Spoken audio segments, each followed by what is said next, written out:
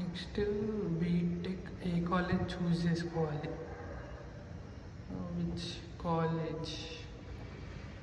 First of all దగ్గర ఉన్న college అంది near by place.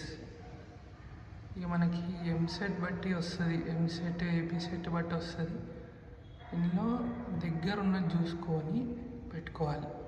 EAMCET near by place first of all పోయి రావడానికి, ఎందుకంటే ఇంజనీరింగ్ కాలేజెస్ మోస్ట్లీ అవుట్స్కట్సే ఉంటాయి. దగ్గర ఉన్నది ఏం చేయాలి, ఏం వస్తే మంచి ర్యాంక్ వస్తే, సో ఫస్ట్ అది ప్రిఫరెన్స్ పెట్టుకోవాలి.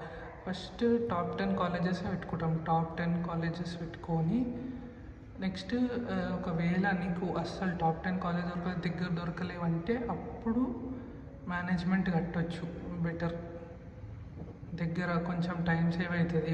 లేకపోతే మొత్తం ఈ బస్ ఫీజ్కే పోతుంది. బస్ ఫీజ్ నువ్వు ఇక్కడ సేవ్ చేసి ఇక్కడ పోతుంది బస్ ఫీజ్కి. సో అంతే అవుతుంది. మేనేజ్మెంట్ కట్టుకోవాలా, ఎంసెట్లో కొట్టాలా చూడాలి. నియర్ బై ప్లేస్ అయితే best.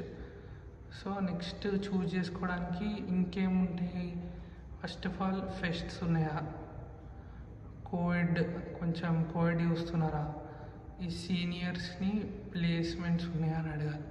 First of all placements, ఇది కాలేజ్ టైర్ 1 కిందకి వస్తుందా, or tier 2 or 3 or 4 waste, 3 or 2 ఇది ఓకే. ఇవన్నీ వస్తే చాలా బెటర్. సో అది చూజ్ చేసుకునే ఫస్ట్ థింగ్ చూజ్ చేసుకోవాలంటే. సో నెక్స్ట్ ఇంకేంది,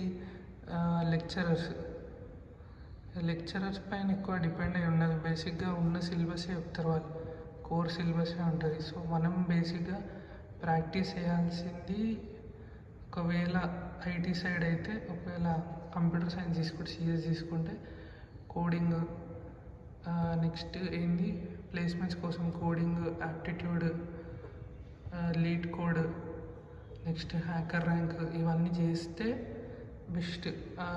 4th ఇయర్ కల్లా 4th ఇయర్లో ప్లేస్మెంట్స్ వస్తాయి. అది సో ఎంజాయ్ చేయాలంటే అందుకే నియర్ బై ఉన్న కాలేజ్ అయితే చాలా బెటర్. ప్లేస్ ఎంజాయ్ చేయాలి, పోవాలి రావాలి అంటే హాస్టల్ ఉండొద్దు.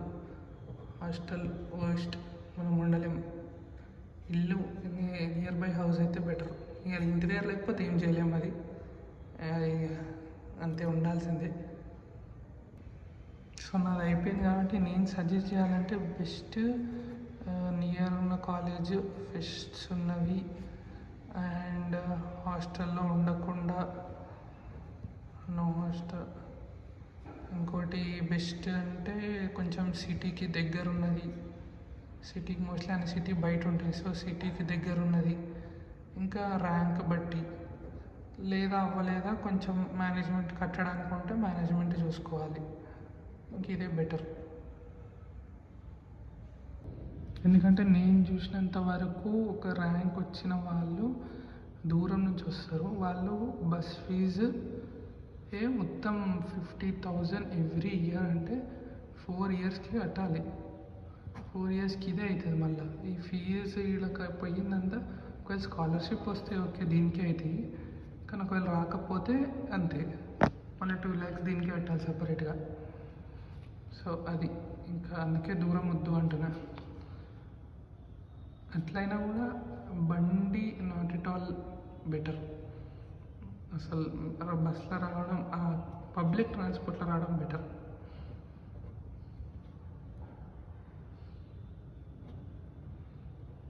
అయినా చూద్దాం ఎంతమంది వింటారు.